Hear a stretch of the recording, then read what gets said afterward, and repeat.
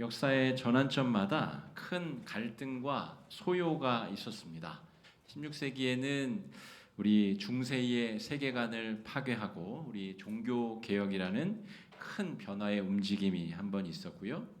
19세기에서 20세기로 넘어가는 과정에서는 1차 세계대전을 꼽는 역사학자들도 있지만 프랑스에서 벌어진 이 드레피스 사건을 19세기와 20세기의 전환점으로 보는 그런 역사학자들도 많습니다. 드레피스라고 하는 프랑스 육군 대위가 간첩 죄를 짓고 이제 무기징역을 받게 됩니다. 독일의 스파이 노릇을 했다는 거죠. 그런데 그 사건이 이제 수면 아래로 들어가나 싶더니 어떤 다른 기회 때문에 이 사람이 정작 간첩이 아니었고 누명을 뒤집어 쓰게 되었다는 사실이 밝혀집니다. 그런데 그 사실이 점점 밝혀지다 보니까 그냥 억울하게 갇힌 것이 아니라 진작에 이 사람이 간첩이 아니란 것을 알았지만 유대인이라는 이유로 감옥에 넣기로 기획이 되어져 있었고 증거가 계속 드러나고 진범이 잡혔음에도 불구하고 법원에서 재판관이 또 군 당국이 그 사실을 철저하게 왜곡해서 계속 가둬두었다는 것이죠. 지금까지는 19세기 세계관에서는 그게 괜찮았었는데 20세기로 전환되는 이 1890년대 말에 여러 지식인들이 여러 법률가들이 분연히 떨고 일어나서 이 드레피스의 억울함을 이제 호소하기 시작했습니다.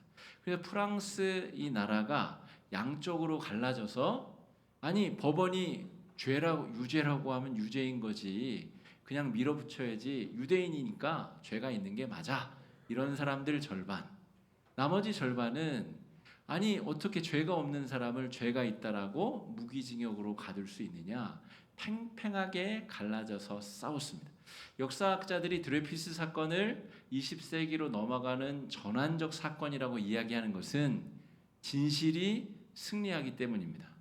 결국 작아 보였었던 이 진실을 옹호하던 세력이 결국 거짓을 이기고 드레피스가 무죄의 방면이 되는 그런 기적과 같은 일이 펼쳐지기 때문에 이 사건을 중요하게 말한다는 것이죠.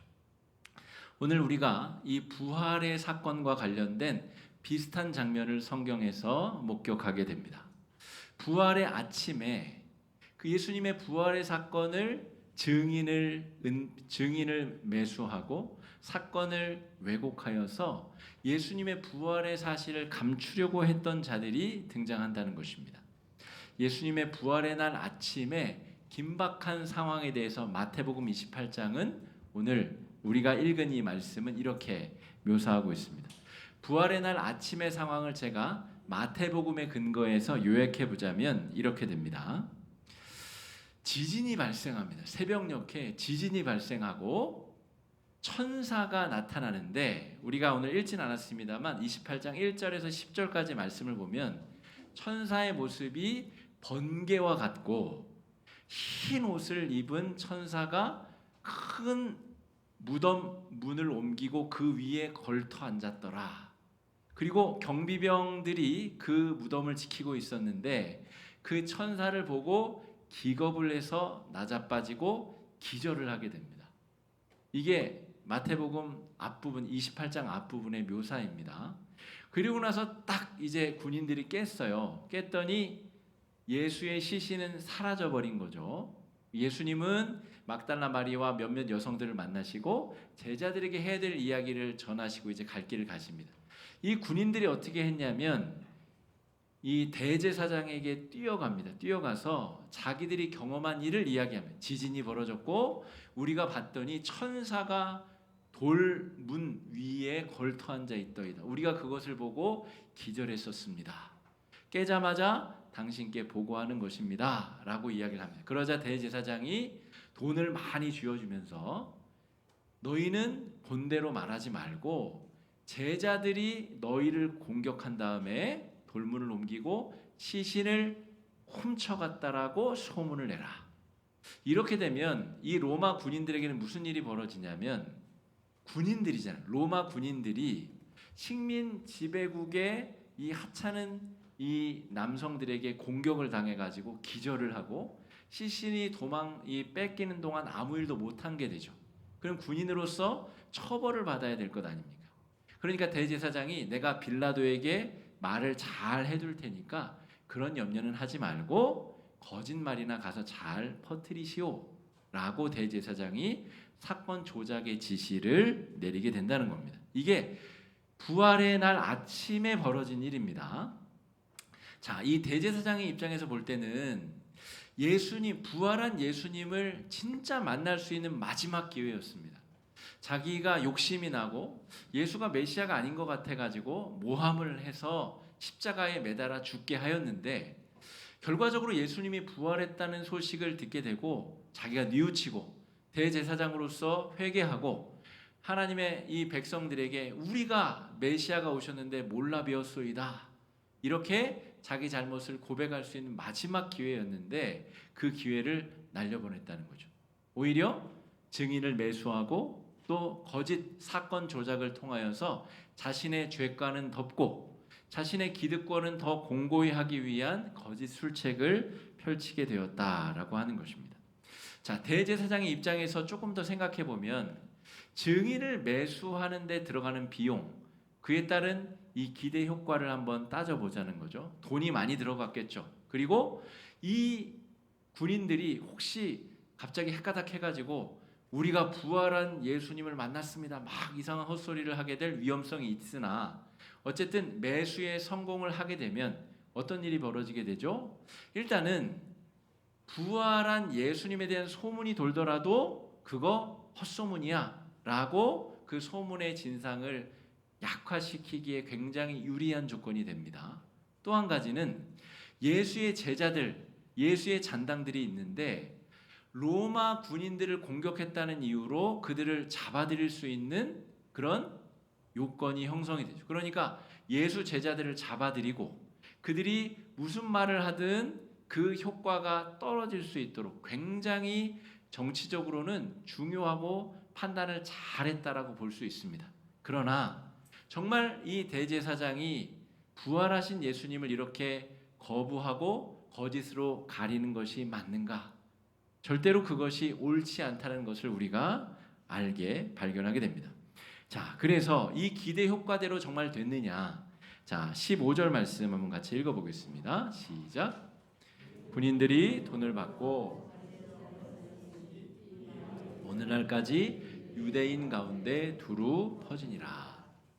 예수님이 승천하시고 나서 약 40년이 지나서 마가복음이 처음 쓰여지고 그 다음에 누가복음, 마태복음이 순서대로 쓰여져요. 그러니까 지금 유대인 가운데 오늘날까지라는 표현은 주후 한 80년, 그러니까 예수님 승천하시고 나서 50년이 지났는데도 여전히 유대인들은 야, 그거 제자들이 훔쳐간 거야, 그렇게 믿는 사람들이 많았다는 겁니다. 그러니까 대제사장이 돈을 많이 쓴 효과가 있어요, 없어요? 있는 겁니다. 그 효과가 그대로 먹혀든 거죠.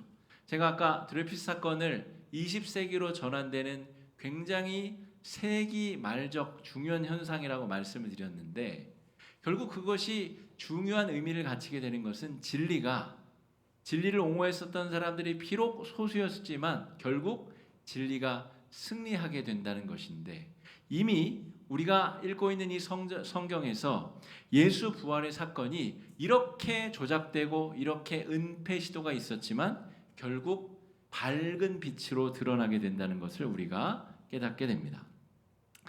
성공한 것처럼 보이는 이 사건 조작과 은폐가 결국 실패로 돌아가게 된다는 것이죠. 여러분, 우리가 살고 있는 이 시대를 한번 견주어서 비교해서 한번 생각해 보면 좋을 것 같습니다. 우리 교회가 창립 70주년을 맞이하였는데 우리 교회가 서 있는 이 교회의 자리, 우리가 복음을 증거해야 될 우리 주변의 사람들의 삶의 자리는 그렇게 녹록하지 않습니다. 마치 대제사장과 그 거짓된 소문을 들은 사람들이 예수님이 부활했든 안 했든 상관이 없이 그저 그 거짓 사실을 진실로 받아들이는 것처럼 우리 주변에 있는 직장 동료들, 우리 주변의 이웃들, 나와 관계 맺고 내가 복음을 전하고 싶은 그 수많은 사람들 역시 예수가 부활했든 성령이 오셨든 안 오셨든 아무 상관없이 그냥 잘 먹고 잘 살고 있더라라고 하는 것이죠. 마귀가 대제사장을 통하여서 사건의 진상을 조작했던 것처럼 우리가 복음을 전해야 되는 삶의 자리에서 수많은 사람들이 조작된 그 이야기들을 듣고 마치 자신에게는 복음이 아무 소용이 없는 것처럼 그렇게 살아가고 있더라라고 하는 거죠. 예수의 부활의 소식이 오히려 거추장스럽게 느껴지고 예수 부활 없이도 우리는 우리 나름대로 잘 살고 있다라고 사람들이 그렇게 느끼며 살고 있다는 것입니다. 제가 세 가지 정도, 이건 누구 전문가의 의견이 아니고 제가 한번 세태를 분석해 본 것입니다. 예수의 부활과 사람들이 상관없이 살아가는데 왜 그러한가? 이 현대사회는 어떻게 더 점점 그런 세상이 가속화될 것인가?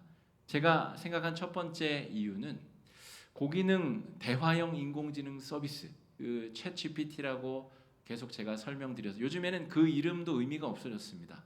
하도 여러 회사에서 비슷한 서비스들을 시작했기 때문에 그래서 아주 고기능화된 이 대화형 이 AI 서비스, 이것이 예수가 정말 필요한가?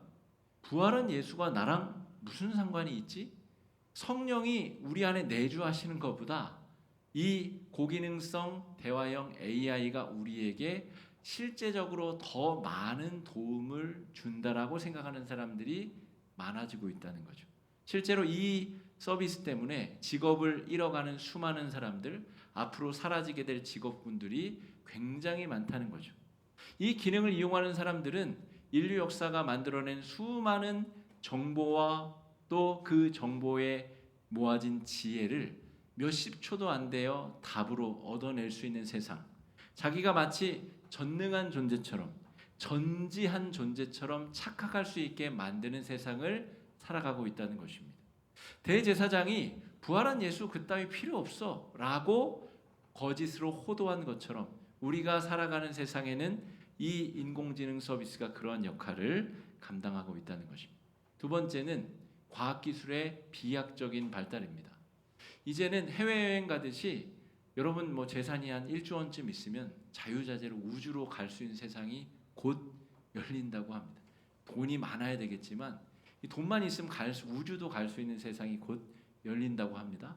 화성에 정착촌을 만들겠다라고 하는 회사들이 우후죽순으로 생겨나고 있고, 정말 그 전에는 눈에 보이는 물리 현상들만 과학기술이 접근했다면 이제는 뇌과학과 양자역학, 눈에 보이지 아니하는 그곳까지 과학기술의 도약적, 비약적 발달들이 이루어지고 있다는 거죠.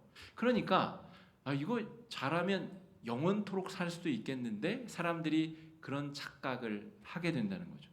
그런 상황에 돈이 더 필요하지 성령이 무엇이 필요하고 부활한 예수가 우리와 무슨 상관이 있냐라고 사람들이 생각하기 시작했다는 것입니다. 제가 볼 때는 우리가 처한 이 시대의 가장 급격한 사회적 변화의 움직임, 부활한 예수와 우리가 상관이 없을 수 있다라고 생각하게 만드는 요소들이 이러한 것이다 하는 것이죠. 절대성을 부정하는 극단적 자아중심의 세계관이 사람들 사이에 팽배해져 가고 있습니다. 하나님이 천지를 만드시고 절대 기준이 되시는 그분이 현대인들에게는 별로 의미가 없고 상관이 없는 세상, 내가 소중하다고 느끼는 것, 내가 중요하다고 느끼는 것이 절대화되는 세상 속에서 우리가 복음을 들고 살아야 된다는 것이죠. 그것이 현대를 살아가는 그리스도인들의 어려움이다라고 말할 수가 있겠습니다. 자, 여기까지가 부활의 진실을 감추어야 되는 사람들의 이야기입니다. 그렇다면 이제 부활의 소식을 전해야 되는 사람들의 모습을 한번 보자는 것이죠. 요한복음 20장, 지난주 본문이 요한복음 20장 말씀이었어요. 그 20장 말씀과 마태복음 28장 말씀은 같이 섞어서 이해를 해야 되는데 제가 그 상황을 좀 재구성해 보겠습니다. 부활하신 예수님, 부활의 날 제자들은 갈릴리를 벗어날 수 없었습니다. 시간적으로 벗어날 수 있는 상황이 못 됩니다.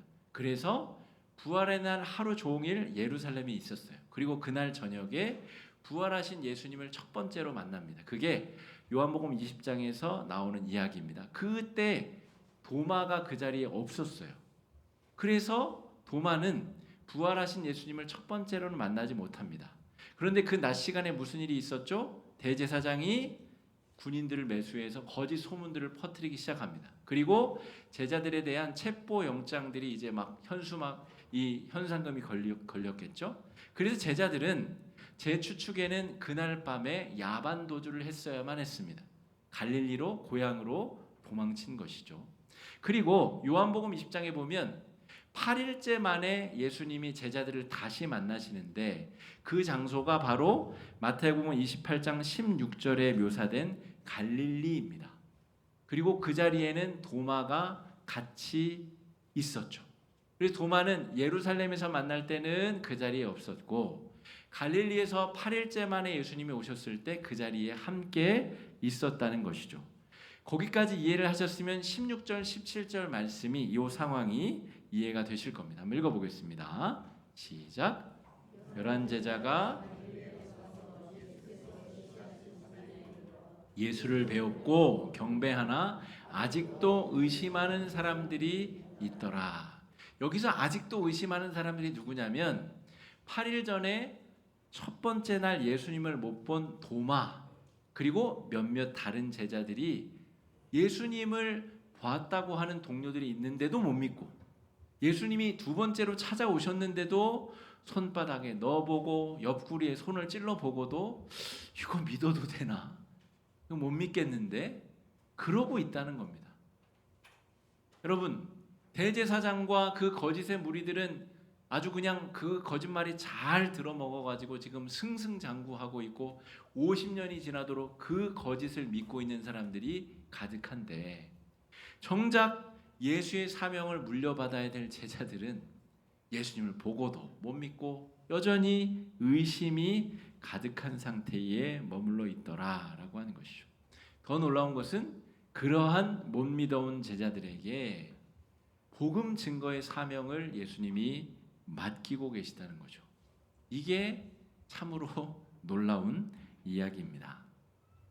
여러분, 우리는 아까 제가 세 가지 우리 시대에 복음이 전해지기 어려운 이유들을 제가 설명했는데 그런 어려운 상황 속에서도 우리 성도들에게 주어진 사명이 있다는 것이죠.